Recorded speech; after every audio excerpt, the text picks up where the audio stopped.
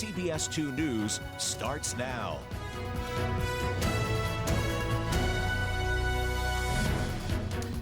Welcome to CBS 2 News this midday. This is a live look at downtown Boise. It's January 16th, 2025. I'll have your full forecast coming up in just a few minutes. But first, President Joe Biden bid the nation farewell with an Oval Office address last night. National correspondent Kayla Gaskins joins us from Washington. In a 17-minute farewell speech addressing the nation, Joe Biden notably spent more time warning about what's to come than talking about his accomplishments after spending more than 5 decades in Washington. My fellow Americans. President Joe Biden had hoped to spend another 4 years in the White House, but Donald Trump moves back in on Monday. I wish the incoming administration success because I want America to succeed. The well wishes sent with strong warnings attached and heavy criticism of Trump's incoming administration. Today, an oligarchy is taking shape in America of extreme wealth, power, and influence that literally threatens our entire democracy, our basic rights and freedoms. Trump has tapped at least 13 billionaires to serve in government roles, including Elon Musk, Vivek Ramaswamy. Trump writing on Truth Social during Biden's remarks that his hires are, quote, outstanding in every way, and you will see the fruits of their labor over the coming years. According to Biden, Americans should also worry about what he calls the rise of the tech industrial complex. Americans are being buried under an avalanche of misinformation and disinformation, enabling the abuse of power. Social media is giving up on fact-checking. Biden referring to Meta's announcement last week that it's ending fact-checking on its platforms. Its CEO saying they were veering into censorship. Even if they accidentally censor just 1% of posts, that's millions of people. And we've reached a point where it's just too many mistakes and too much censorship. Biden began his address briefly touting his administration's accomplishments, especially on the economy. It will take time to feel the full impact of all we've done together. But the seeds are planted, and they'll grow and they'll bloom for decades to come. Voters in November did not agree with Biden's take, and neither do Republican lawmakers. I think it's completely false. I mean, you look at the economy currently, Oklahoma families are paying over $800 more per month. Biden is leaving office with approval ratings at the lowest level of his presidency, at just 36%, according to a new CNN poll. 61% of Americans say they see Biden's presidency overall as a failure. In Washington, I'm Kayla Gaskins. And turning to the Middle East, the long sought after temporary ceasefire and hostage deal between Hamas and Israel has been reached, but Israeli Prime Minister says a Gaza ceasefire agreement with Hamas is still not complete. This comes hours after the Qatar announced deal. Netanyahu says the final details of the deal are still being worked out. In a statement, the Israeli leader claims Hamas is trying to backtrack on an earlier understanding of part of the ceasefire agreement. Netanyahu's cabinet needs to approve the deal for it to go into effect.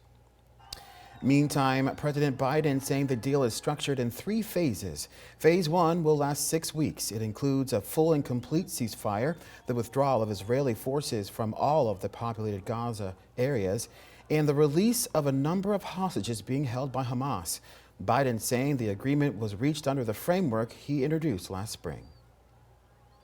The road to this deal has not been easy. I've worked in foreign policy for decades. This is one of the toughest negotiations I've ever experienced. And we reached this point because of the pressure that Israel built on Hamas, backed by the United States. Biden acknowledges the incoming Trump administration's role in the deal, saying during the next 6 weeks, Israel will negotiate the necessary arrangements to get to phase 2, which is a permanent end of the war. If the negotiation takes longer than 6 weeks, the ceasefire will continue as long as the negotiations continue.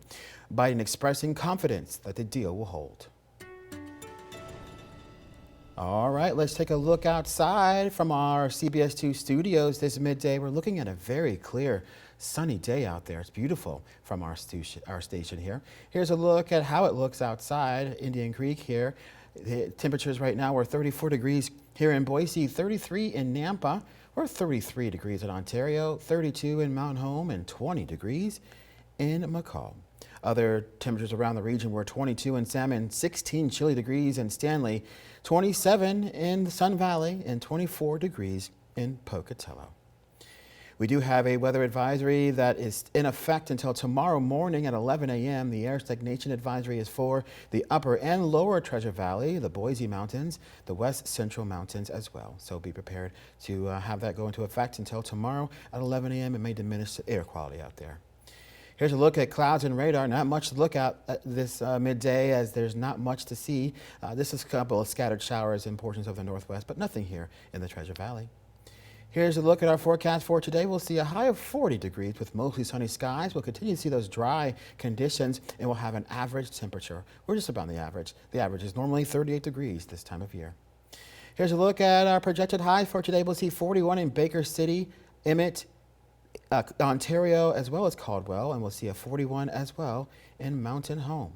Here's a look at our forecasted highs for the next couple of days. We'll see a high tomorrow of 39 degrees, and then that cold front moves into the area Friday into Saturday, so we'll see chillier temperatures over the weekend.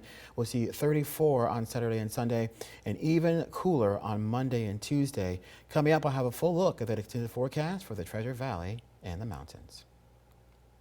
And turning to overnight news, a fire breaking out at the Krispy Kreme on Eagle and Fairview. Multiple agencies responding to the fire, including Idaho Power and Intermountain Gas. The fire was quickly extinguished and no injuries were reported. The cause of the fire is now under investigation.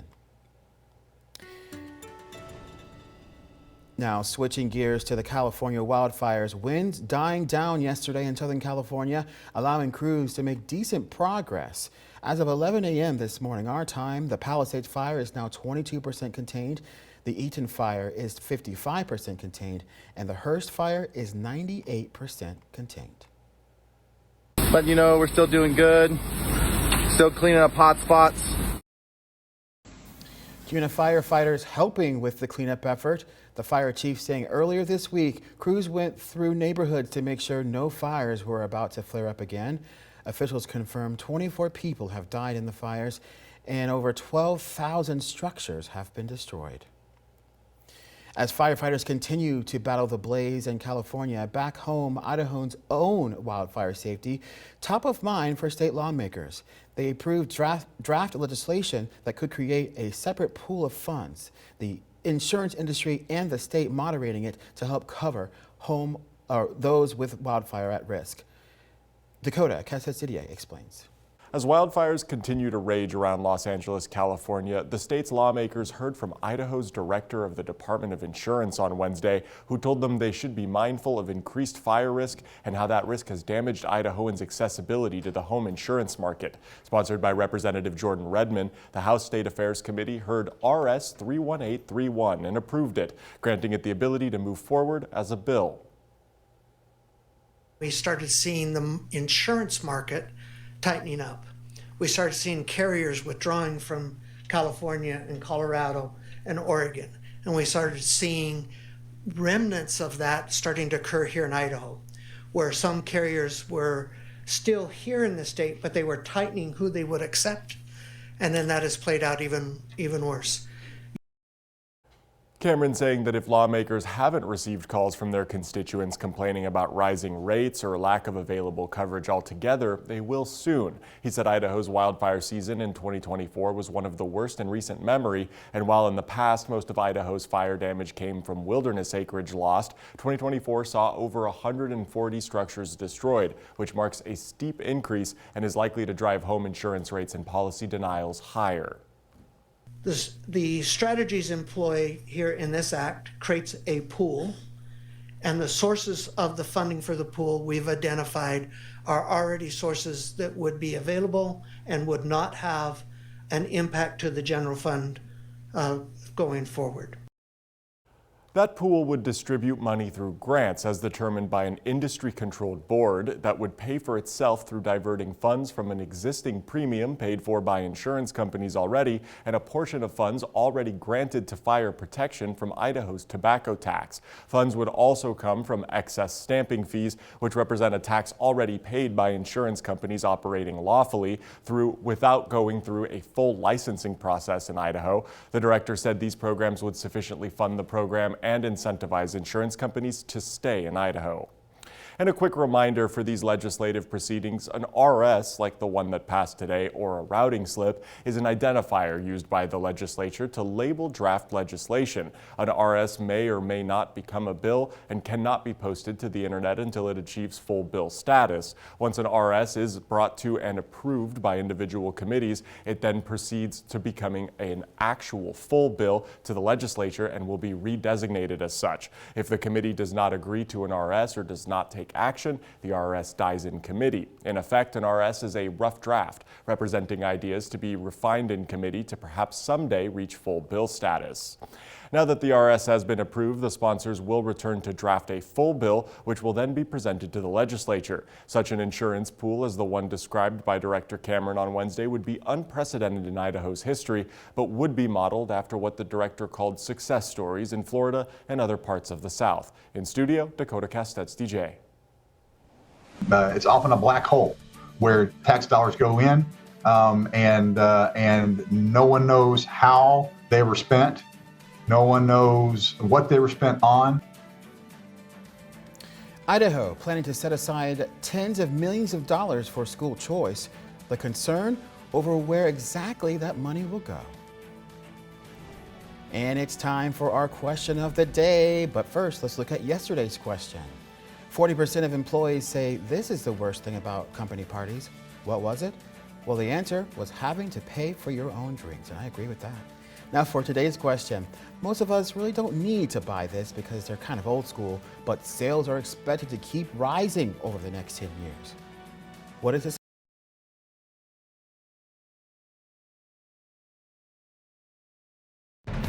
This is CBS 2 News Midday.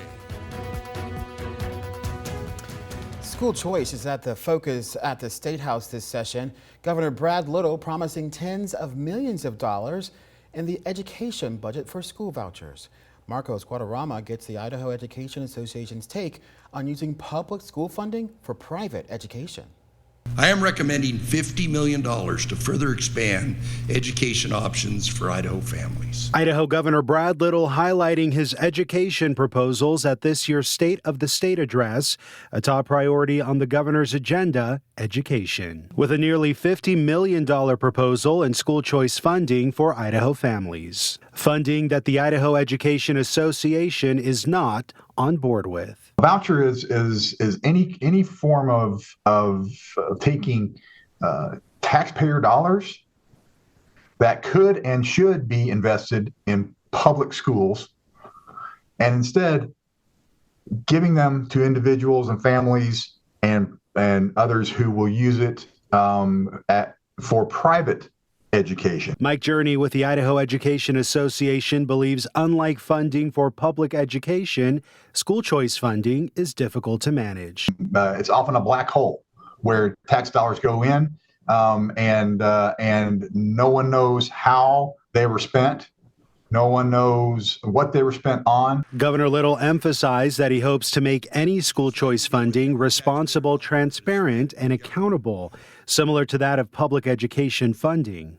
It must prioritize the families that need it most, and it must not take away funds from public schools. A 2022 analysis of universal vouchers from Grand Canyon University found the vast majority of families receiving assistance for school choice already attended private schools. Something Journey says would disproportionately affect Idaho's low-income families. There's no voucher systems in this country that would truly allow a low-income family to send their child to a specialized private school. Journey worries about possible negative effects school choice could have on rural students in our state. Rural school districts have very few private school opportunities. So a family in that district is not going to have the opportunity to send their child to a private school in Boise or in Coeur d'Alene or in Idaho Falls.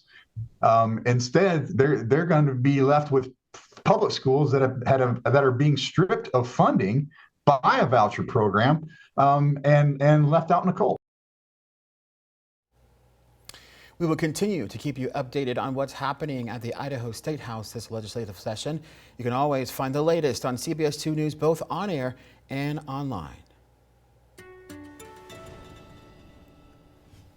All right, let's take a live look across the Gem State right now. We're looking beautiful in the mountains, beautiful here in the valley as well. Look at those clear skies out there. We're seeing a little bit of that sun peek through from on top of our CBS 2 studios here in downtown Boise. Here's how it looks downtown. We're seeing a temperature right now of 34 degrees. Winds are coming from the north at 5 miles an hour. That dew point is 24 degrees and it feels like 30 degrees outside. Here's a look at other temperatures around the region. We're 20 degrees in McCall, 16 in Stanley, 22 in Salmon, 27 degrees in Sun Valley, 24 in Pocatello, and 15 degrees in Idaho Falls. Now here's a look at what we can expect for the next couple of days. We'll see normal temperatures for now, today and tomorrow. We'll see sunny skies as well today and tomorrow. However, a Canadian front moves into the area tomorrow and bringing with it a lot of cold air. We'll see an Arctic blast move into the area and we'll see temperatures in the valley 5 to 10 degrees below that average temperature. Now here's a look at what's happening out there. So we do have a very strong high pressure system out off the Pacific. That's moving out the way. And in its place, we're going to see that cold air, that cold Canadian air move down from Canada in the form of that low pressure system that will bring cooler temperatures this weekend. We will have some spots early next week in the higher elevations in the negative range for overnight temperatures. Now here's a look at our extended forecast for the Treasure Valley. We'll see mostly sunny conditions today with a high of 40. Rinse and repeat for tomorrow. We'll see a high of 39 under those mostly sunny skies. But as you see into the day on Saturday, where temperatures dropping just a little bit, we'll see 34 degrees on Saturday and 34 degrees under partly cloudy skies on Sunday. You can see those overnight lows are now in the teens over the weekend. As we get to the work week on Monday, we'll see a mostly sunny day on Monday with a high of 30 degrees, but that overnight temperature into Tuesday, 14 degrees. We'll see a partly cloudy day on Tuesday with a high of 31 and 33 on Wednesday. Now, we do have a winter or weather alert day set for Monday into Tuesday, as well as Tuesday into Wednesday, as we will see those overnight temps in the negative. So we'll see -4 degrees Monday into Tuesday and -1 Tuesday into Wednesday. So be sure you take appropriate precaution out there under those elements. Well, the president's pick for cabinets being grilled in D.C. Who's in the hot seat on Capitol Hill today? Find out. We'll be right back. The following segment is sponsored by Naki. Hi, guys. I'd like to invite all of you to come and experience unbelievable comfort with the Serene Sit seat cushion. It's made with memory foam, and it has an innovative W-shaped cutout design, and this relieves pressure and promotes proper spinal alignment. It's lightweight, so you can honestly take this anywhere that you want. I have 2 of these right now, and I use one in my office chair where I'm sitting doing work all day, but I also have one in the driver's seat of my car, because I don't know about you, but the longer I sit in the car, the more my lower back hurts, and it's to the point where I can almost not take it. But this has been a game changer for me and for my husband too. We use this at our kids' sporting events. We don't like sitting on those hard metal bleachers.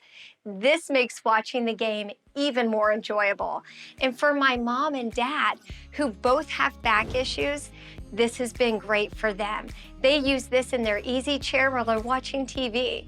And right now, we're offering 38% off Serene Sets. So head over to asadeals.com for this exclusive offer and take that pain away.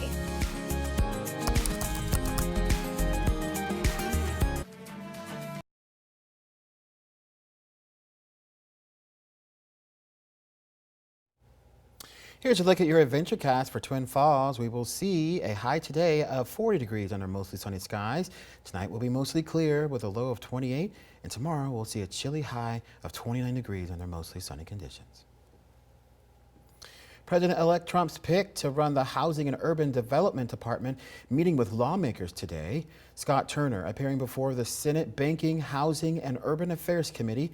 He's a former NFL player and former Texas House member. Turner also served on the White House Opportunity and Revitalization Council during the first Trump administration. And former North Dakota Governor Doug Burgum's confirmation hearing underway for U.S. Secretary of Interior today. Burgum will answer questions from the Senate Energy and Natural Resources Committee. The wealthy software industry entrepreneur ran against President-elect Trump in the 2024 elections. Burgum endorsed Trump after ending his own campaign. And football fans, you can watch the Super Bowl for free on the streaming service Tubi. The Fox Corporation owns the free ad-supported streaming service. This is the second time in 3 years Fox will have the big game. You could watch the Super Bowl on Fox 9, Fox Deportes, Tubi, Telemundo, and on the NFL's digital properties. The game airs on Sunday, February 9th.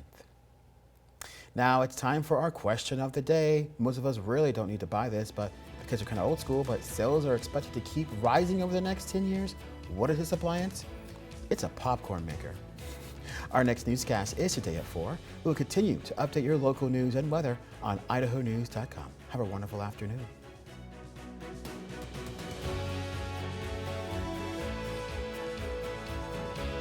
Take the news with you on the radio. News Talk KBOI. And for news and information 24 hours a day, click on idahonews.com.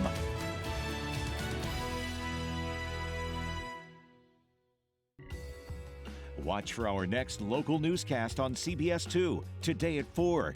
Connect with CBS 2 for your local news and weather on idahonews.com.